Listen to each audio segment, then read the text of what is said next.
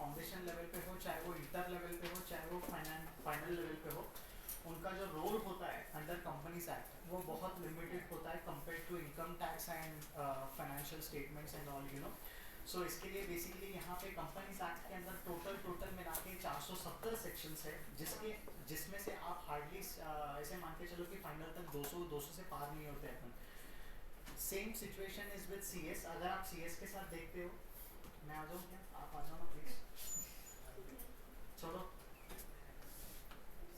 हाँ, so basically अगर मैं आपके साथ यहाँ पे बात करता हूँ तो इस एक्ट के बारे में, सो हमारे भारत के अंदर कंपनीज एक्ट 2013 है, राइट। कंपनीज एक्ट 2013 आने से पहले हमारे भारत के अंदर कंपनीज एक्ट 1956 हुआ करता था। फॉर इजी अंडरस्टैंडिंग आपको बता रहा हूँ। इतना ही नहीं, कंपनीज एक्ट 1956 से पहले भी हमारे भारत में काफ़ी ज़्यादा लॉस हो चुके हैं कंपनीज एक्ट के ऊपर, ठीक है। So what is this law all about, जैसे कि फॉर एग्जांपल हमारे भारत के अंदर there is multiple forms of business organization, you know. हम लोगों ने पहले भी डिस्कस किया है, हमारे पास सोल प्रोप्राइटर भी है, हमारे पास पार्टनरशिप भी है, हमारे पास एलएलपी भी है, हमारे पास कंपनी फॉर्म ऑफ ऑर्गेनाइजेशन भी है। So thank you so much sir,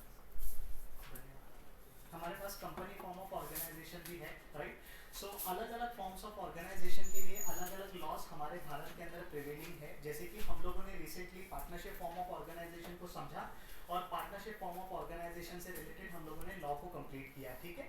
सो अभी हम लोग थोड़ा सा क्या करते हैं, थोड़ा सा कंपनीज एक्ट के बारे में मैं आपके साथ चर्चा करता हूँ, राइट। अच्छा, एक चीज मेरे को आपको डेफिनेटली यहाँ पे बताना है, ये जो हमारा कंपनीज एक्ट है ना, इसके अंदर लगभग मिला के 29 चैप्टर्स है।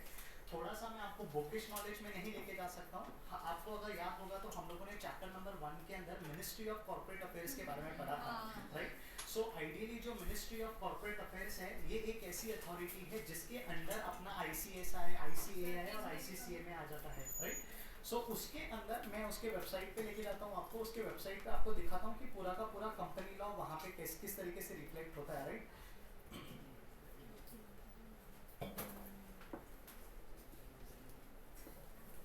ये अपना मिनिस्ट्री ऑफ कॉर्पोरेट अफेयर्स का वेबसाइट है, just for your information, right. अपने सिलेबस के साथ इसका कोई लेना देना नहीं है, लेकिन मैं ये चीज़ें इसके लिए आपको दिखा रहा हूँ ताकि आप ये चीज़ बहुत डिटेल से, बहुत अच्छी तरीके से पढ़ सको। इसका ये मतलब नहीं है कि सीएस एक कंपनी लॉ के ऊपर अच्छा खासा होल्ड रखता है तो आप लोग इसमें नहीं रख सकते हो। डेफिनेटली आप लोग भी रख सकते हो अगर आप उतने लेवल का स्पेशलाइजेशन इसके अंदर बनाते हो तो, ठीक है। सो करीब करीब ये, अगर मैं आपके साथ कंपनीज एक्ट की बात करता हूँ तो इसके अंदर लगभग 29 चैप्टर्स है, राइट। आप यहाँ पे देख सकते हो इसके अंदर 29 चैप्टर्स है। हर एक चैप्टर के अंदर एक स्पेसिफिक पर्पस के लिए बनाया गया है। जैसे कि फॉर एग्जांपल इनकॉर्पोरेशन के लिए एक अलग चैप्टर है, मीटिंग्स के लिए एक अलग चैप्टर है, शेयर होल्डर्स की बात करता हूँ, प्राइवेट प्लेसमेंट की बात करता हूँ, डायरेक्टर्स की बात करता हूँ, प्रोस्पेक्टस की बात करता हूँ, इन सारी की सारी चीज़ों के लिए एक अलग अलग चैप्टर बनाए गए हैं, ठीक है। अगर मैं आपके साथ टिपिकली सिर्फ कंपनीज एक्ट की बात करता हूँ, जैसे कि हम लोगों ने पार्टनरशिप एक्ट पढ़ा था ना, पार्टनरशिप एक्ट के अंदर हम लोग ज़्यादा से ज़्यादा फोकस किसके ऊपर कर रहे थे, ज़्यादा से ज़्यादा फोकस हम लोग सेक्शंस के ऊपर कर रहे थे। लेकिन अगर मैं आपके साथ स्पेसिफिकली कंपनीज एक्ट की बात करता हूँ तो कंपनीज एक्ट बिना उसके रूल्स के अधूरा है। जैसे कि फॉर एग्जांपल कंपनीज एक्ट में आपको बताया गया है कि आप ये स्पेसिफिक चीज़ें कर सकते हो कि नहीं कर सकते हो, लेकिन how it is to be done इसका रेफरेंस आपको कंपनी रूल्स के अंदर मिलेगा, not otherwise. We need to understand. जब कभी भी आपको कंपनीज एक्ट को अच्छी तरीके से पढ़ना है, आप सिर्फ कंपनीज एक्ट को पढ़ के अच्छी तरीके से कंक्लूजन पे नहीं आ सकते हो। कंपनीज एक्ट के साथ साथ आपको कंपनी रूल्स को भी साथ में पढ़ना पड़ेगा, तब जाके आपका पर्पस फुलफिल होगा। एग्जाम्पल के तौर पे मैं आपके साथ यहाँ पे बात करता हूँ तो सबसे पहला चैप्टर जो यहाँ पे आपको दिखता होगा that is incorporation of a company. Preliminary is nothing but it is just an introductory part. मैंने आपके साथ पहले भी डिस्कस किया है कि हर लॉ के अंदर एक सेक्शन नंबर 1 होता है, जिस सेक्शन नंबर 1 के अंदर ये लिखा होता है कि बेसिकली ये लॉ किसको इसको एप्लीकेबल होता है एंड ये लॉ का जो कमेंसमेंट है वो कब से होता है। सेक्शन नंबर 2 के अंदर सारी डेफिनेशंस की बात की हुई है एंड सेक्शन नंबर 3 से आपका एक्चुअल लॉ चालू होता है। This is what we have understood in earlier law. ये सेम चीजें यहाँ पे भी एप्लीकेबल होती है। एग्जाम्पल अगर मैं आपके साथ यहाँ पे इनकॉर्पोरेशन वाला चैप्टर ओपन करता हूँ तो हर एक चैप्टर के अंदर छोटे छोटे सेक्शंस होते हैं, राइट। एंड हर एक सेक्शन के साथ एक रूल जुड़ा हुआ होता है। सो आप ऐसे बोल सकते हो कि under under entire companies act is divided into 29 chapters and each chapter is having different sections and हर एक सेक्शन से करस्पॉन्डिंग अपने पास एक रूल भी है जो उस प्रोविजन को कंप्लीट बनाता है। समझ में आ रहा है मैं आपके साथ क्या बात कर रहा हूँ? अगर आप सिर्फ सेक्शन को पढ़ोगे, सिर्फ सेक्शन को समझने की कोशिश करोगे तो सेक्शन अपने आप में कंप्लीट नहीं है। सेक्शन अपने आप में तब कंप्लीट होगा जब आप सेक्शन के साथ साथ रूल्स पढ़ोगे। आर यू अंडरस्टैंडिंग मैं आपके साथ क्या डिस्कस कर रहा हूँ? तो कंपनीज एक्ट एक ऐसा कानून है जो कि पूरे भारत के ऊपर एप्लीकेबल होता है, चाहे आप अपना कंपनी जम्मू एंड कश्मीर में ओपन करो या कन्याकुमारी में ओपन करो, जिधर आपको ओपन करना है आप कर सकते हो। Companies act is applicable to whole of India. Sir ऐसे कहाँ पे लिखा हुआ है? ऐसे हमारे भारत के सेक्शन नंबर 1 के अंदर लिखा हुआ है। सबसे पहली अगर आप चीज देखोगे तो सेकंड नंबर पॉइंट के अंदर इन्होंने लिखा है this is the act which is applicable to whole of India. मैं आपको अगर चाहूं तो मैं यहाँ से पढ़ा सकता हूँ। बेसिकली जब मैं पुराने इसमें था, जब मैं सीएस एग्जीक्यूटिव वाले बच्चों को पढ़ाता था तो I used to take care कि मैं इनको एक्ट से पढ़ाऊँ, क्योंकि अलग अलग लोगों के अलग अलग इंटरप्रिटेशंस होते हैं। अगर आप प्रॉपर एक्ट से लिखते हो तो बच्चों का इंटरप्रिटेशन यहाँ पे बहुत ज़्यादा इम्प्रोवाइज होता है। लेकिन क्योंकि आपको यहाँ पे कोर यानी इंपॉर्टेंट रोल प्ले नहीं करना है, इसके लिए बेटर है कि हम लोग थोड़ा सा नोट्स के साथ उसको कंपेयर करके नोट्स के इजी लैंग्वेज में इसको आगे लेके जाएंगे, ठीक है? सो थोड़ा बहुत अगर मैं आपके साथ एक एक करके बात करता हूँ तो इसके अंदर 29 चैप्टर्स है और ये जो चैप्टर्स है इसके अंदर टोटल मिला के 470 सेक्शंस है, 470 सेक्शंस है। हर एक सेक्शन में एक स्पेसिफिक चीज से रिलेटेड बात लिखी गई है। आर यू अंडरस्टैंडिंग मैं आपके साथ क्या बताने की कोशिश कर रहा हूँ? इसके अलावा अगर मैं आपके साथ बात करता हूँ तो हमारा जो कंपनीज एक्ट है दैट इज कंपनी लॉ बोलते हैं उसको, right? Companies act is a part of company law. और जब मैं आपके साथ कंपनी लॉ का नाम लेता हूँ इसके अंदर एक्ट भी आ जाता है, रूल्स एंड रेगुलेशंस भी आ जाते हैं, नोटिफिकेशंस भी आ जाते हैं, सर्कुलर भी आ जाते हैं, ये सारी की सारी चीजें आ जाती है, राइट? इसके अलावा अगर मैं आपके साथ यहाँ पे बात करता हूँ तो हमारे पास ना इसी कंपनीज एक्ट के अंदर 7 शेड्यूल्स हैं। Sir what is the meaning of schedules? अब आप लोगों ने सुना होगा कि जब आप लोग फाइनेंशियल स्टेटमेंट बनाते हो तो फाइनेंशियल स्टेटमेंट बनाते टाइम आप लोग टी फॉर्मेट में बनाते हो असेट्स एंड लायबिलिटीज को। You have started preparing it in T format as far as foundation is concerned. तो वो जो टी फॉर्मेट है उसका फॉर्मेट कहाँ से आया है? उसका फॉर्मेट आपके शेड्यूल 3 में से आया है, क्योंकि शेड्यूल 3 आपको बताता है कि किस तरीके से लॉन्ग टर्म असेट्स होते हैं, शॉर्ट टर्म असेट्स होते हैं, एंड उसके साथ अलावा लाइबिलिटीज का, अदर लाइबिलिटीज का क्लासिफिकेशन, की सारा का सारा क्लासिफिकेशन आपके कंपनीज एक्ट के शेड्यूल 3 में से निकल के आया है। अगर आपका फाइनेंशियल स्टेटमेंट शेड्यूल 3 के हिसाब से नहीं बनाया हुआ है ना, आपके फाइनेंशियल स्टेटमेंट्स को कोर्ट में जाके चैलेंज किया जा सकता है एंड ऑडिटर के ऊपर एक बहुत बड़ा दफा लग सकता है कि सीए बनने के बाद भी you are not able to understand the provisions of this law. So आप ऐसे बिल्कुल नहीं सोच सकते कि सर मैं तो एक चार्टर्ड अकाउंटेंट बनना चाहता हूँ, चार्टर्ड अकाउंटेंट बनने के लिए मेरे को कंपनीज एक्ट पढ़ने की क्या जरूरत है? फॉर योर इन्फॉर्मेशन, अगर आपने जो वर्किंग की है अकाउंट्स में, अगर आप उसको इसके बनाए हुए फॉर्मेट के हिसाब से नहीं उतारोगे ना, this can bring you in trouble, because this is speaking, ये लॉ का पूरा वर्ड्स है, आप इसको वॉयलेट नहीं कर सकते हो, आप इसके आगे नहीं जा सकते हो। समझ में आ रहा है अपन क्या बात कर रहे हैं? इसके अलावा एक और शेड्यूल 7 है जो कि बहुत इंपॉर्टेंट है, दैट इज शेड्यूल 7। शेड्यूल 7 की अगर मैं आपके साथ बात करता हूँ, आप लोगों ने एक कॉन्सेप्ट सुना होगा अपने लाइफ में, दैट इज सीएसआर। सीएसआर का मतलब होता है कॉर्पोरेट सोशल रिस्पॉन्सिबिलिटी। हमारे भारत के अंदर जितने भी प्रॉफिट मेकिंग कंपनीज है, हर उन प्रॉफिट मेकिंग कंपनीज के ऊपर एक ऑब्लिगेशन डाला गया है कि आपको अपने प्रॉफिट का कुछ हिस्सा थोड़ा सा किस में स्पेंड करना है, चैरिटेबल पर्पस के लिए स्पेंड करना है। और कौन से चैरिटेबल पर्पस के लिए आप स्पेंड करोगे उसका पूरा लिस्ट अपने यहाँ पे शेड्यूल 7 के अंदर लिखा हुआ है। So what is company law? Company law is basically it's a law which is covering act. It's a law which is covering rules. It's an act which is covering schedules. It's an act which is covering notification and circulars as well. 99% of the बच्चों को अगर आप पूछोगे, चाहे वो CS executive के बच्चे क्यों ना हो, अगर उनको आप पूछोगे ना कंपनी लॉ क्या है, वो बंदा एक ही वर्ड में आपको आंसर देगा, कंपनी लॉ बोले तो कंपनी एक्ट है। लेकिन अगर मैं सिर्फ आपको कंपनीज एक्ट की बात करता हूँ, so companies act in itself is not a holistic law, we need to understand. इसको समझना है, इसको पढ़ना है, इसके प्रोविजंस को इंप्लीमेंट करना है, साथ में रूल को लेके बैठना पड़ेगा, उसके साथ साथ नोटिफिकेशन को लेके बैठना पड़ेगा। Sir what is notification? समझना मेरी बात ध्यान से। अभी अपन 2025 में है, ठीक है? कंपनीज एक्ट कब आया है? 2013 में आया है। सो लगभग अपन 12 साल के आसपास का डिफरेंस यहाँ पे कवर अप कर रहे हैं, ठीक है? इसके पहले जो लॉ था वो 1956 का था, यानी 1956 से लेकर 2013 तक क्या आपको लगता है हमारे भारत के अंदर बदलाव नहीं आए होंगे? क्या आपको नहीं लगता है हमारे कोर्ट सिस्टम ने कुछ जजमेंट पास किए होंगे, फ्रॉड से बचने के लिए कुछ चीज़ें होंगी, कुछ लूप होल्स होंगे जिसको फाइंड आउट किया गया होगा? तो वो लूप होल्स को कवर करने के लिए law time to time basis पे नोटिफिकेशंस इशू करता है, अमेंडमेंट्स इशू करता है, चेंजेस इशू करता है. Unless you are not aware of that amendment, how will you able to fulfill the provisions of law? We need to understand.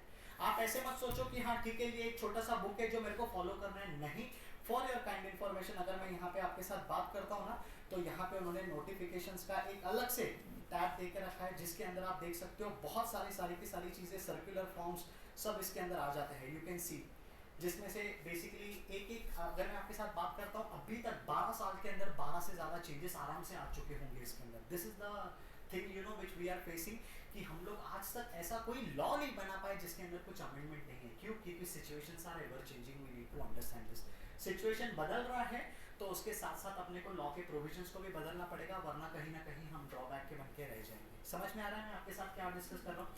So companies act का कौन सा year है? 2013. कौन सा ईयर है? 2013. क्योंकि कंपनीज एक्ट एक लॉ है तो इसको किसने पास किया होगा? पार्लियामेंट ने पास किया होगा. पार्लियामेंट का इसके पास अप्रूवल होगा. अप्रूवल होने के बाद इसको ऑफिशियल गैजेट में डाला होगा और ऑफिशियल गैजेट में डालने के बाद इसको आपके और मेरे जैसे लोगों के हवाले कर दिया है कि now you have to follow the provisions of this law. समझ में आ रहा है मैं आपके साथ क्या डिस्कस कर रहा हूँ? इस लॉ के अंदर कितने चैप्टर्स है? 29 चैप्टर्स है. कितने चैप्टर्स है? 29 चैप्टर्स है. और कितने सेक्शंस है? 470 सेक्शंस है. सर ये सबके सब सेक्शंस हमको फॉलो करना कंपलसरी है क्या? अगर मैं कंपनी फॉर्म ऑफ ऑर्गेनाइजेशन को ऑपरेट कर रहा हूँ, example Kingfisher airlines, example Tata Motors, example Reliance industries, example Adani green energy, क्या ये सबके सब कंपनीज को पूरे 470 सेक्शन फॉलो करने होते हैं क्या? नहीं. It is all event based. Example, अगर मैं बोर्ड मीटिंग ले रहा हूँ तो मेरे को बोर्ड मीटिंग से रिलेटेड प्रोविजंस को फॉलो करना है. अगर मैं डायरेक्टर्स को अपॉइंट कर रहा हूँ तो डायरेक्टर से रिलेटेड प्रोविजंस को मेरे को फॉलो करना है. अगर मैं मर्जर कर रहा हूँ तो मर्जर से रिलेटेड प्रोविजंस को मेरे को फॉलो करना है. अगर मैं बिजनेस को क्लोज कर रहा हूँ तो क्लोजर से रिलेटेड प्रोविजंस को मेरे को फॉलो करना है. अगर मैं कैपिटल रेस कर रहा हूँ तो कैपिटल से रिलेटेड प्रोविजंस को मेरे को फॉलो करना है. Unless and until you don't follow the provisions of law, trust me, if you are a director of the company or if you are a company secretary of a company, सबसे पहली band एक CS की बजाई जाती है. क्यों? क्योंकि CS उसका लीगल कंप्लायंस ऑफिसर है एंड CS का सबसे कोर जो लॉ होता है, एक्सपर्टीज जो लॉ होता है, वो एक कंपनीज एक्ट होता है. समझ में आ रहा है कि अपन क्या डिस्कस कर रहे हैं? यस. तो अभी इसको मैं थोड़ा सा और इलाबोरेट करके एक एक करके अपन चीजें डिस्कस करते हैं. इसकी एप्लीकेबिलिटी के बारे में डिस्कस करता हूँ. लॉ को समझना है, लॉ को इम्प्लीमेंट करना है, लॉ को अच्छे से दिमाग में बिठाना है, तो सबसे पहले ये समझ लो कि ये लॉ मेरे को एप्लीकेबल होता है कि नहीं होता है. 90% ऑफ द स्टूडेंट्स करते क्या है? बस पढ़ते जाते हैं, प्रोविजंस के बारे में चीजें डिस्कस करते जाते हैं, बट उनको यही पता नहीं होता है कि सर ये लॉ हमको एप्लीकेबल होगा कि नहीं होगा. ये चैलेंज बहुत सारे लोग प्रैक्टिस में भी फेस करते हैं. You know, they just discuss the situation and ये लोग बोलते हैं कि हाँ हम लोगों ने ये सिचुएशन पार्टनरशिप में देखा है, हम लोगों ने ये सिचुएशन कंपनीज एक्ट में देखा है, लेकिन क्या ये एक्ट आपको एप्लीकेबल है? इफ नो, तो इसमें लिखा हुआ प्रोविजंस आपको कोई फायदा नहीं पहुंचाएगा. We need to understand. समझ में आ रहा है? अपन ने एक और चीज देखी थी, for your kind information. There are 3 pillars of Indian constitution: legislative, executive and judicial. So जहां तक मैं आपके साथ कंपनीज एक्ट की बात करता हूँ, इसको पास पार्लियामेंट ने किया है. इसके लिए जो एग्जीक्यूटिव अथॉरिटी है वो मिनिस्ट्री ऑफ कॉर्पोरेट अफेयर्स है. एंड जब कभी कोई नॉन कंप्लायंस होता है, किसी सेक्शन को ब्रीच किया जाता है, इस लॉ के तहत हमारे भारत में NCLT के पास सारे पावर्स है. किसके पास है? NCLT के पास. सर मैं हाई कोर्ट में नहीं जाऊंगा, नहीं जाएंगे. सर मैं लोकल डिस्ट्रिक्ट कोर्ट में नहीं जाऊंगा, नहीं जाएंगे. सर मैं सुप्रीम कोर्ट के पास नहीं जा सकता हूँ, नहीं जा सकते हैं. The first approach will be towards NCLT. Sir NCLT का फुल फॉर्म क्या है? It is national company law tribunal. वो ट्रिब्यूनल जिसका मेन पर्पस क्या है? कंपनी लॉ से रिलेटेड डिस्प्यूट्स को सुलझाना है.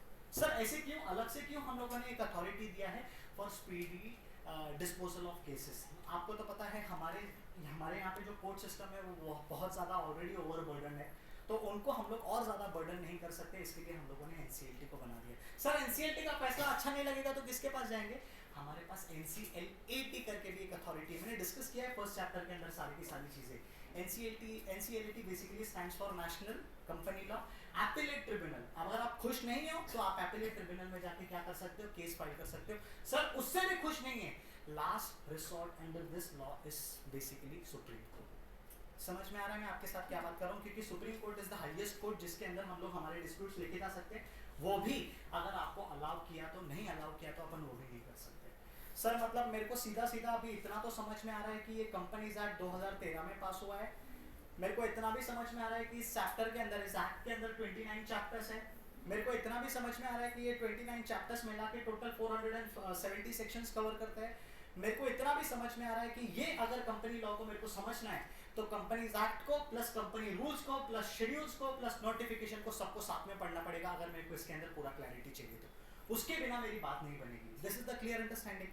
इंट्रोडक्शन क्लियर है कि अपन क्या डिस्कस कर रहे हैं। अब बात कर रहे हैं एप्लीकेबिलिटी के ऊपर। सबसे पहला देखो यहाँ पे ये लोग क्या बात कर रहे हैं, ये लॉ किसके ऊपर एप्लीकेबल होता है। सबसे पहले it is basically companies incorporated under this act. What is the meaning of incorporation? It's a formation, it's establishment, it's इसको रजिस्ट्रेशन भी बोल सकते हो आप। Sir what is the meaning of companies? हमारे भारत में कंपनी का डेफिनेशन आप देखोगे ना इतना जबरदस्त है। अच्छा डेफिनेशन कौन से सेक्शन में होता है? सेक्शन 2। सेक्शन 2 के अंदर सेक्शन 20, सेक्शन 2 सबसेक्शन 20 के अंदर कंपनी का डेफिनेशन दिया है। आप पूछोगे ना सेक्शन 2 को जाके, भाई बता कंपनी का डेफिनेशन क्या है? मस्त definition, company means a company. Sir आप मेरे को एक सिंपल सी बात बताओ, you are referring to a law. जब कभी जो भी प्रोविजंस आप पढ़ोगे सेक्शन 3 से लेकर वो आपको एप्लीकेबल होगी। आपको यानी किसको? कंपनी फॉर्म ऑफ ऑर्गेनाइजेशन को एप्लीकेबल। सबसे पहले तो आपको ये समझना पड़ेगा ना कि मेरा फॉर्म ऑफ ऑर्गेनाइजेशन जो रजिस्टर्ड है वो कंपनी फॉर्म ऑफ ऑर्गेनाइजेशन है कि नहीं। सेक्शन 2 सबसेक्शन 20 बोलता है कंपनी मींस अ कंपनी। इससे आगे मैं आपको क्या एक्सप्लेनेशन दूं? इसके लिए कंपनी का डेफिनेशन को समझने के लिए हम लोग अलग अलग पर्सनालिटीज को, अलग अलग प्रोफेसर्स के डेफिनेशंस को समझेंगे ताकि अपने को इसका मीनिंग समझ में आए। क्योंकि जब तक अपने को इसका मीनिंग समझ में नहीं आएगा तब तक अपन इसका पर्पस नहीं समझ पाएंगे। वो सेक्शन 2 सबसेक्शन 20 ढूंढ रहा है, मत ढूंढ, मैं पढ़ाऊंगा है, आगे दिखाऊंगा। I prove my self, so relax. ठीक है। सो कंपनीज एक्ट सबसे पहले किसको एप्लीकेबल होगा? हर वो कंपनी को जो इस लॉ के तहत अपने आप को रजिस्टर किया है। सर सुनो ना, मैंने अभी जैसे टाटा स्टील की मैं आपके साथ बात करता हूँ, you know what is the Tata steel का इनकॉर्पोरेशन? टाटा स्टील हमारे भारत में 1947 से भी पहले इनकॉर्पोरेट हुई थी, यानी हमारे भारत को तब इंडिपेंडेंस भी नहीं मिला था। सर 1947 में टाटा स्टील इनकॉर्पोरेट हुई थी। हमारे भारत में कंपनी लॉ बना 1956 में है, तो वो कौन से लॉ के तहत बना?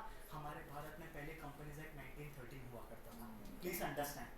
सो ये जो कंपनी लॉ का इतिहास है ना, बैकग्राउंड है, हिस्ट्री है, ये बहुत गहरा है। 1856 1852 से इसका हिस्ट्री चलता आ रहा है, राइट। अंग्रेजों के जमाने से, उनके पहले भी हमारे भारत के अंदर ये बेसिकली हिस्ट्री चलता आ रहा है। सो इस बेसिकली इस सेक्शन के हिसाब से, इस एप्लीकेबिलिटी के हिसाब से हर वो कंपनी, चाहे वो कंपनीज एक्ट 2013 के अंदर रजिस्टर्ड हुई है, चाहे कंपनीज एक्ट 1956 के अंदर रजिस्टर्ड हुई है, चाहे कंपनीज एक्ट 1913 के अंदर रजिस्टर्ड हुई है, चाहे उसके पहले किसी भी कंपनीज एक्ट के अंदर रजिस्टर्ड है, अगर वो कंपनी रजिस्टर्ड है तो ये लॉ आपको एप्लीकेबल होता है। लॉ अगर आपको एप्लीकेबल होता है तो आपको फॉलो करना पड़ेगा, नहीं फॉलो करोगे तो आपको एनसीएलटी में बैंड बजाई जाएगी। सर हर बार एनसीएलटी में ठोकोगे क्या? नहीं, हमारे भारत में आरओसी और आरडी नाम के 2 पुलिस ऑफिसर्स हैं, समझेंगे अपन आगे। ROC and RD. आरओसी का फुल फॉर्म होता है रजिस्ट्रार ऑफ कंपनी, आरडी का फुल फॉर्म होता है रीजनल डायरेक्टर। जब कभी आप कंपनीज एक्ट के नॉन कंप्लायंस में फंसोगे, सबसे पहले तो आपकी आरओसी वाट लगाएगा, और आरओसी से अगर नहीं बनेगा तो यहाँ पे आरडी बीच में आएगा। सर आरओसी हर स्टेट में एक होगा क्या? ये अपन ने पहले डिस्कस किया है, नहीं भी किया तो मैं दोबारा से एक बार आपको यहाँ पे दिखा दूंगा समय मिलने पे, right. So which is the first applicability? ये लॉ किसको एप्लीकेबल है? हर उस कंपनी को जो कंपनीज एक्ट 2013 के अंदर रजिस्टर्ड हुई है और प्रीवियस किसी भी कंपनी लॉ के अंदर रजिस्टर्ड हुई है। This is point number 1। Point number 2 देखो ये लोग क्या बता रहे हैं। Insurance company. Sir can you give me few names of insurance company? LIC के लिए we have separate law, that is LIC act. हमारे भारत का अगर मैं आपको कुछ एग्जांपल बताता हूँ तो एक ICICI लोम्बार्ड करके कंपनी है, एक टाटा AIG करके कंपनी है।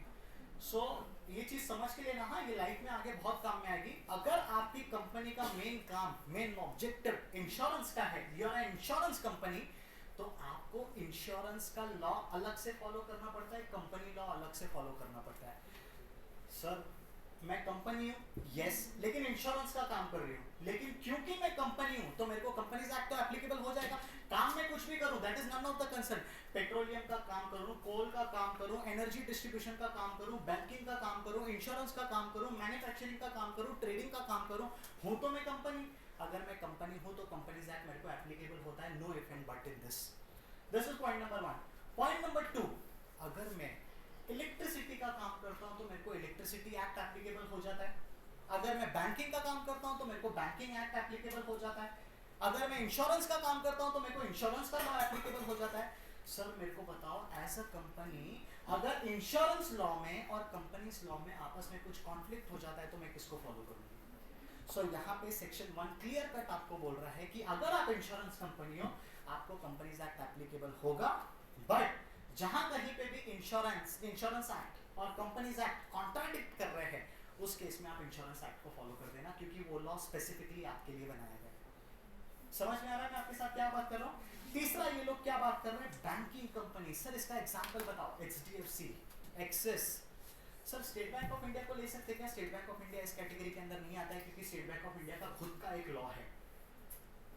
आप समझो, इसको बोलते हैं स्पेशल एक्ट। स्पेशल एक्ट के तहत अगर कोई बॉडी फॉर्म की गई है उसको बेसिकली यहाँ पे उसका रजिस्ट्रेशन का पूरा हिसाब ही अलग होता है। सर मतलब बैंकिंग एक्ट के लिए आप ऐसा बोलना चाहते हो कि reserve bank of India is the controlling authority. Reserve bank of India के जरिए हमारे भारत में एक और कानून है जिसको बोला जाता है बैंकिंग रेगुलेशन एक्ट। जो कोई भी बैंकिंग का बिजनेस करना चाहती है उसको बैंकिंग रेगुलेशन एक्ट के तहत काम करना पड़ेगा। सर फिर मतलब कंपनीज एक्ट के प्रोविजंस को फॉलो करना है कि नहीं करना है? कंपनीज एक्ट के प्रोविजंस को फॉलो करोगे, बैंकिंग रेगुलेशंस के प्रोविजंस को भी फॉलो करोगे, लेकिन जब कभी दोनों में कॉन्फ्लिक्ट होगा, जब कभी दोनों में अलग अलग प्रोविजंस लिखे हैं, कंपनीज एक्ट में बोलता है कर सकते हैं, बैंकिंग रेगुलेशन में बोला है नहीं कर सकता है, तो हम लोग किसको फॉलो करेंगे? बैंकिंग। जो भी स्ट्रिक्टर होगा हम लोग उसको फॉलो करेंगे। We just need to ensure कि कंप्लायंस हो रहा है। समझ में आ रहा है? So is this act applicable to all the normal companies? Yes. Is this act applicable to all the insurance companies? Yes. Is this act applicable to all the banking companies? Yes. चौथा देखो यहाँ पे ये लोग क्या बता रहे हैं, generation and supply of electricity. Can you name the company? Generation and supply of electricity, light की बात कर रहे हैं, Reliance, Tata power, NTPC, power grid corporation. आपने तो सिर्फ एमएससी भी सुना होगा, बट ये सारी की सारी अथॉरिटीज है, कंपनीज है जो क्या कर, Tata power is very famous यार, आई डोंट नो आपने क्यों नहीं सुना है। टाटा पावर करके भी बेसिकली हमारे भारत के अंदर एक कंपनी है जो कि अदानी का भी है, अदानी ग्रीन एनर्जी लिमिटेड करके है। सर मेरे को एक सिंपल सी बात बताओ, मतलब टाटा पावर को कंपनीज एक्ट फॉलो करना है? यस। टाटा पावर को सेपरेट इलेक्ट्रिसिटी एक्ट फॉलो करना है? यस। सर जब ये दोनों आपस में कॉन्ट्राडिक्ट करेंगे तो किसकी बात सुनेंगे? इलेक्ट्रिसिटी एक्ट की बात सुनेंगे। मतलब जब तक प्रोविजंस कॉन्फ्लिक्ट नहीं कर रहे तब तक आपको दोनों लॉ को फॉलो करना है। द मोमेंट आपको कॉन्फ्लिक्ट दिखना स्टार्ट हो जाता है आप अपने सोल एक्ट की तरफ से जाएंगे। आपका जो मेन एक्ट है वो क्या बोलता है उसके हिसाब से आप आगे बढ़ेंगे। समझ में आ रहा है अपन क्या बात कर रहे हैं? इसके अलावा देखो ये लोग क्या बता रहे हैं, companies governed by special act. LIC की बात किया था आप लोगों ने, स्टेट बैंक ऑफ इंडिया की बात किया था आप लोगों ने, रिजर्व बैंक ऑफ इंडिया की बात कर सकता हूँ। रिजर्व बैंक ऑफ इंडिया का खुद का एक कानून है, reserve bank of India act 1934। Sir मतलब मेरे को एक बात बताओ, जब कभी reserve bank of India act में और कंपनीज एक्ट में कॉन्फ्लिक्ट होगा तो मैं किसकी बात सुनूंगा? आरबीआई एक्ट की बात सुनूंगा, अगर मैं आरबीआई हूं तो। So this is what they are trying to say. इसके अलावा और कोई भी बॉडी कॉर्पोरेट जिसको सेंट्रल गवर्नमेंट बोलता है कि आज से तेरे को कंपनीज एक्ट एप्लीकेबल हो जाएगा। सर मतलब सेंट्रल गवर्नमेंट को इतना पावर दे के रखा है, वो जिसको चाहे उस अथॉरिटी को बोल सकता है कि आज को तेरे को कंपनीज एक्ट, हाँ सेक्शन 1 के अंदर ही लिखा है। लॉ शुरू होने से पहले ही उन्होंने बोला है कि सेंट्रल गवर्नमेंट जिस भी बिजनेस ऑर्गेनाइजेशन को बोलेगा कि आज से तुम लोगों को कंपनीज एक्ट लागू हो जाएगा तो लागू हो जाएगा। सर मतलब मेरे को एक छोटा सा डाउट है कि अगर कंपनी, अगर सेंट्रल गवर्नमेंट ने एलएलपी को बोला कि आज के बाद तेरे को कंपनीज एक्ट के प्रोविजंस को फॉलो करना पड़ेगा तो उनको करना पड़ेगा। हाँ करना पड़ेगा। सर कहाँ पावर दिया है? सेक्शन 1 के इस एप्लीकेबिलिटी वाले सेक्शन के अंदर पावर दिया है। Are you understanding?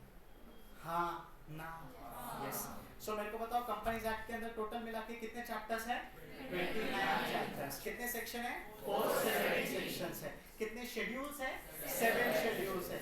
इसके अलावा कंपनीज एक्ट को सिर्फ अकेला पढ़ेंगे तो चलेगा क्या? नहीं। कंपनीज एक्ट के साथ क्या पढ़ना पड़ेगा? Company rules. कंपनी रूल्स के साथ क्या पढ़ना पड़ेगा? नोटिफिकेशंस। नोटिफिकेशंस के साथ क्या पढ़ना पड़ेगा? क्लैरिफिकेशंस, जिसको सर्कुलर बोलते हैं। सर नोटिफिकेशन एंड सर्कुलर में डिफरेंस क्या है? हम लोगों ने तो यहाँ पे दोनों चीजें देखी थी। ये देखो एक जगह पे उन्होंने क्या लिखा है? सर्कुलर, दूसरी जगह पे उन्होंने लिखा है नोटिफिकेशन। नोटिफिकेशन का मतलब होता है जब कभी कोई लॉ में अमेंडमेंट्स आते हैं, वो अमेंडमेंट्स को सेपरेटली एक पेपर के फॉर्म में दिखाया जाता है, राइट।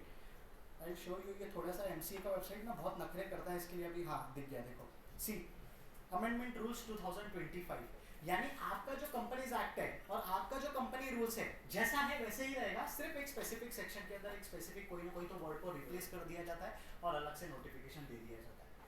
समझ में आ रहा है आपके साथ मैं क्या बात कर रहा हूँ? अच्छा, ये लॉ किसको एप्लीकेबल होता है बता दो सबसे first. This law is applicable to companies. This law is applicable to companies. This law is applicable to companies. Which companies? Registered under Companies Act 2013 और under previous company law. Sir previous company law के जितने भी हमारे भारत के previous company law है उसमें से कोई भी law के अंदर तुमने अगर रजिस्ट्रेशन किया है तो आपको ये कानून एप्लीकेबल हो जाता है। सर लेकिन मैंने तो 1956 के अंदर रजिस्ट्रेशन किया है, मेरे को तो वो कानून एप्लीकेबल होगा, मेरे को 2013 के प्रोविजंस को फॉलो करके क्या मिलेगा? द मोमेंट 2013 का लॉ आ जाता है ना, ऑटोमेटिकली पुराना जो लॉ है वो रिप्लेस होता जाता है, वो चेंज होता जाता है, वो पूरा का पूरा ओमिट होता जाता है। We need to understand this. What is the second company?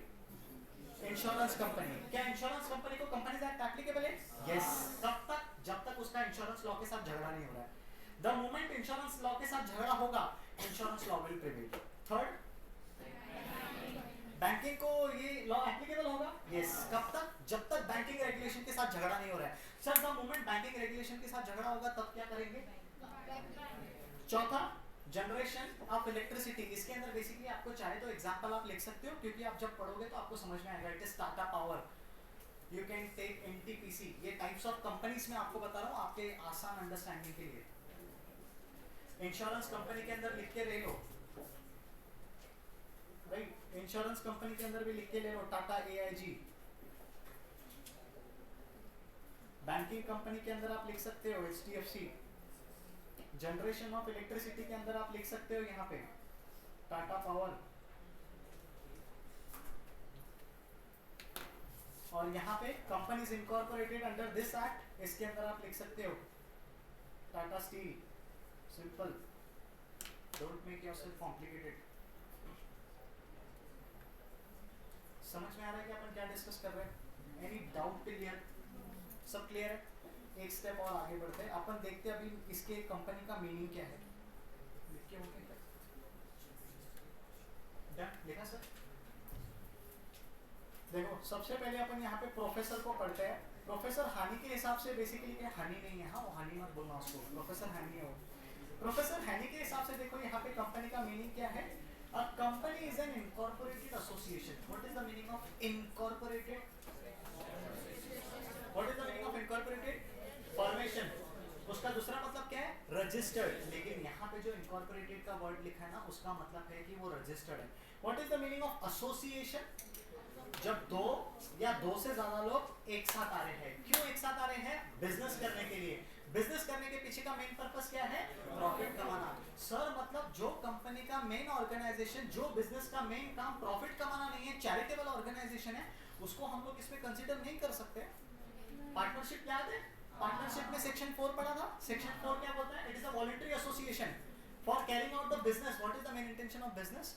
To earn profit. यहाँ पे कंपनी लॉ सीधा सीधा बोल देता है कि अगर आपका मेन मकसद प्रॉफिट कमाना नहीं है ना, तो भी आप एक चैरिटेबल कंपनी ओपन कर सकते हो। सर इसका एग्जांपल बता सकते हो क्या? बहुत सारे एग्जांपल्स है। अपने पुणे में एमसीसीआई करके एक कंपनी है जो कि बेसिकली सारा नॉन प्रॉफिट ऑर्गेनाइजेशंस की बात करता है। इनका मेन पर्पस होता है लोगों को सर्व करना, ना कि बेसिकली उनमें से प्रॉफिट कमाना। सर मतलब पार्टनरशिप सिर्फ प्रॉफिट के लिए होगा और company profit and non profit दोनों मोटिव के लिए हो सकता है। यस, अभी तक तो अपने को प्रोफेसर हानि के हिसाब से यही चीज समझ में आ रही है। So what is company? A company is an incorporated association. आगे देखो ये लोग क्या बता रहे हैं? Artificial person. What is artificial? Person का मतलब क्या होता है? इंसान। थोड़ा सा लॉजिकली बात कर रहा हूँ। एक नेचुरल पर्सन के जरिए, एक नेचुरल प्रोसेस के जरिए आता है, जैसे आप और मैं हैं।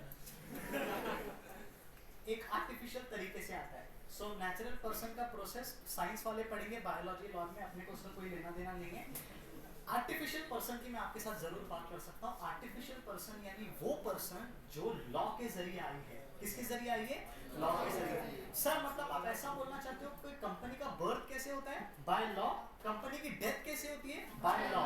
मतलब Artificial person is that person which is basically coming into force with the help of law, and this will be going with the help of law, right? उसके सिवा और कोई इसका चारा ही नहीं है. Having a separate entity, what is separate entity आपके हिसाब से? There is one problem, you know, with the rest of the association. Sole proprietor and sole proprietor का business is one and the same thing. Partnership and partnership का business is the same thing, right? अगर मैं आपके साथ बात करता हूँ यहाँ पे करता हिंदू अनडिवाइडेड फैमिली की यहाँ पे बात करता हूँ तो उनका बिजनेस है, उसको भी बेसिकली एक ही पर्सन करके कंसीडर किया जाता है. लेकिन यहाँ पे कंपनी फॉर्म ऑफ ऑर्गेनाइजेशन में जो बिजनेस में पैसा डालता है that is considered as a separate person, business is considered as a separate person, and जब the one who manages the company जिसको आप बोर्ड ऑफ डायरेक्टर्स बोलते हो that is considered as a separate person. Sir रुको, आप थोड़ा सा हमारे अकाउंट्स के साथ कॉन्फ्लिक्ट करते हो. अगर आपने अकाउंट्स में पढ़ा होगा तो अकाउंट्स के अंदर पार्टनर्स और पार्टनरशिप को सेपरेट कंसीडर किया जाता है. सर क्यों? That is only for the purpose of accounting. उनका रियलिटी के साथ कोई लेना देना नहीं है. Please understand this. तो आप अपने दिमाग में अकाउंटिंग के प्रोविजन को मत बिठा के बैठना सर अकाउंटिंग में पार्टनरशिप अलग है, पार्टनर अलग है. होंगे, रियलिटी में सिर्फ कंपनी अलग है, ना कि कंपनी के बाकी के सारे लोग. We need to understand. Sir मतलब आप ये क्या बोलना चाहते हो? There are 3 entities involved in the formation of a company. एक तो है कंपनी, एक है जो इस कंपनी में पैसा डालता है. क्या बोलते हैं उसको? क्या बोलते हैं उसको? क्या बोलते हैं? कंपनी लॉ के हिसाब से इसको शेयर होल्डर बोला जाता है. क्या बोलते हैं इसको? Shareholder. यानी the one who is making investment in an organization is known as shareholder, and जो इस पैसे को और इस कंपनी को इन दोनों को मैनेज करता है उसको कंपनी लॉ के हिसाब से बोला जाता है बोर्ड ऑफ डायरेक्टर्स. सर मतलब board of director is a separate person? Yes. Company is a separate person? Yes. Investors is a separate person? Yes. ऐसे किधर लिखा है? इधर पूरे कंपनीज एक्ट में ये बात नहीं की हुई है. पूरा का पूरा कंपनीज एक्ट, एक क्वालिफाइड कंपनी सेक्रेटरी आपके सामने पढ़ा है, पूरे 470 सेक्शन पढ़ चुका हूँ. किधर नहीं लिखा है 470 सेक्शन के अंदर कि company is a separate person? कहाँ लिखा है? आप कैसे बता रहे हो? हमने तो ये सुना है 11th 12th के टेक्स्ट बुक के अंदर भी ये पढ़ा है. There is one most famous case law that is Salmon versus Salmon. क्या है? Salmon versus Salmon. So company की एक अलग हस्ती है. सर फिर ये प्रोफेसर हनी क्या कर रहा है यहाँ पे? प्रोफेसर हनी क्या बात कर रहा है? प्रोफेसर हनी आपको सिर्फ एक्सप्लेन कर रहा है कि कंपनी का मतलब क्या है, लेकिन ये जो कंपनी को एक सेपरेट पर्सन माना गया है ना, ये किसकी देन है? ये सैल्मन वर्सेस सैल्मन. वर्सेस का मतलब यहाँ पे WWF नहीं खेल रहे थे ये लोग, यहाँ पे इन दोनों के बीच में आपस में केस हुआ था और उस केस के जजमेंट से बेसिकली ये निकल के आया है. समझ में आ रहा है कि अपन क्या बात कर रहे हैं? यस. टेल मी, जो पैसा इन्वेस्टमेंट करता है उसको क्या बोलते हैं? और कंपनी को और पैसों को जो मैनेज करता है उसको क्या बोलते हैं? और इस पैसों को क्या बोलते हैं? इन पैसों को क्या बोलेंगे जो बिजनेस के अंदर इन्वेस्टमेंट किया है? So whatever money which has been invested in the business is considered as capital. के यहाँ पे 2 हिस्से होते हैं. समझना मेरी बात अच्छे से, ठीक है? आप में से जो मैथ्स वाले बच्चे हैं उनके लिए ये चीज बता रहा हूँ, एसपी वाले को ऑलरेडी ये चीजें पता है. कैपिटल की अगर मैं आपके साथ बात करता हूँ ना तो हमारे कंपनीज एक्ट के हिसाब से 2 तरीके की कैपिटल हो सकते हैं. कितने हो सकते हैं? 2. एक यहाँ पे आ जाता है ओन्ड कैपिटल, दूसरा यहाँ पे आ जाता है बॉरोड कैपिटल. सर हम लोगों ने 12th के अंदर एक जगह पे देखा है कि ओन्ड कैपिटल के अंदर 2 किस्म के शेयर्स है. कौन से शेयर से पता है आपको? सुना है? एक है इक्विटी शेयर, दूसरा है प्रेफरेंस शेयर, तीसरा यहाँ पे आ जाता है रिटेन्ड अर्निंग्स. सर तुम्हें क्या बोलते हैं? कुछ नहीं समझ में आ रहा. समझो, ये सारे के सारे सेपरेट प्रोविजंस है. सब के सब सेपरेट प्रोविजंस को हम पढ़ेंगे, लेकिन एक बेसिक आइडिया आपका यहाँ पे क्लियर होना बहुत जरूरी है. RE का मतलब रिटेन्ड अर्निंग्स होता है, रिटेन्ड अर्निंग्स का मतलब होता है सेविंग्स. ठीक है? बॉरोड कैपिटल के अंदर यहाँ पे क्या हो जाता है? बॉरोड कैपिटल के अंदर यहाँ पे आपका लोन आ जाता है, आपका डिबेंचर्स आ जाते हैं, बॉन्ड्स आ जाते हैं. ये सारे की सारी इस कैटेगरी के अंदर आते हैं. Are you understanding? यस. बस एक बार रिवीजन करना तो फिर क्लोज करेंगे. कितने सेक्शन है इस एक्ट के अंदर? कितने चैप्टर्स हैं? 29. कितने शेड्यूल्स हैं? सिर्फ कंपनीज एक्ट को अकेले पढ़ूंगा चलेगा क्या? नहीं. एक्ट के साथ किसको पढ़ना पड़ेगा? कंपनीज एक्ट के साथ कंपनी रूल्स और कुछ पढ़ना पड़ेगा क्या? नोटिफिकेशन के साथ और क्या पढ़ना पड़ेगा? ये सबको जब मैं साथ में रेफर करूंगा तो I refer them as a company law and not as a companies act. समझ में आ रहा है अपन क्या डिस्कस कर रहे हैं? अच्छा, this law is applicable to whom? Number 1 company. Registered under this act और अंडर एनी प्रीवियस एक्ट के अंदर 1956 लॉ आ जाएगा, 1913 का लॉ आ जाएगा, 1800 जो भी है मुगल अपने को उधर जाने का नहीं है, वो सब एप्लीकेबल हो जाएगा क्या? यस, जब तक वो लॉ भारत का है तब तक वो इस कैटेगरी के अंदर आ जाता है। Second, this is applicable to, अच्छा, इंश्योरेंस कंपनी का सेपरेट लॉ का अगर कंपनीज एक्ट के साथ झगड़ा हो रहा है तो कौन सा लॉ फॉलो करोगे? थर्ड एप्लीकेबिलिटी, बैंकिंग के लिए जो बैंकिंग रेगुलेशन एक्ट बना है उसके साथ अगर झगड़ा हो रहा है तो कौन सा एप्लीकेबल होगा? चौथा, इलेक्ट्रिसिटी का सेपरेट लॉ के साथ अगर कंपनी लॉ का झगड़ा हो रहा है तो कौन सा फॉलो करोगे? अच्छा, उसके बाद एनी स्पेशल एक्ट के जरिए अगर कोई कंपनी फॉर्म की गई है तो इसके अलावा सेंट्रल गवर्नमेंट ने जिसको भी बोल दिया, आपको याद इलाहाबाद को रीनेमिंग किया गया था, आज से तो प्रयागराज, वैसे ही सेंट्रल गवर्नमेंट चाहे तो कर सकता है। आज से तेरे को कंपनीज एक्ट एप्लीकेबल, ज्यादा मुंहमारी करोगे सीधा आपको साइड में कर दिया जाएगा। एक और चीज है जो अपन यहाँ पे पढ़ेंगे, सैलमन वर्सेस सैलमन का तो बहुत पुराना केस हो गया, मैं आपको एकदम लेटेस्ट बात बताता हूँ, किंगफिशर एयरलाइंस। रिसेंटली उसके पॉडकास्ट में उसको पूछा गया था कि सर आपने बैंक से पैसा लिया है, विजय माल्या ने बोला गवर्नमेंट मैंने कुछ पैसा नहीं लिया, पैसा जो भी दिया वो किंगफिशर ने लिया। सर वो क्या बोलना चाहता है? किंगफिशर का गारंटर बनके उस बंदे ने काम किया था, वो बोलना क्या चाहता है? वो यही बोलना चाहता है कि company is a separate person, I am a separate person, please don't consider me as. देखो, एक तरीके पे हम लोग बोलते हैं कि Salomon versus Salomon, company is a separate person, I am a separate person, लेकिन जब किंगफिशर की बात आती है तो हम बोलते हैं नहीं तुम दोनों एक ही इंसान है। How this is possible? This is possible, इसको बोलते हैं लिफ्टिंग ऑफ कॉर्पोरेट व्हील। क्या बोलते हैं इसको? Lifting of corporate wheel. Corporate wheel का मतलब होता है एक पर्दा होता है जो शेयर होल्डर्स को और कंपनी को अलग करता है, इस पर्दे को उठा देना is known as lifting of corporate veil. अपन अलग से पढ़ेंगे, लेकिन सिर्फ मैं आपको ये चीजें इसके लिए बता रहा हूँ क्योंकि सैलमन वर्सेस सैलमन पुराना है और कंपनीज एक्ट का भी किंगफिशर वाला चीज नवा उभर के आ रहा है। Are you understanding? Any doubt till here? Any queries till here?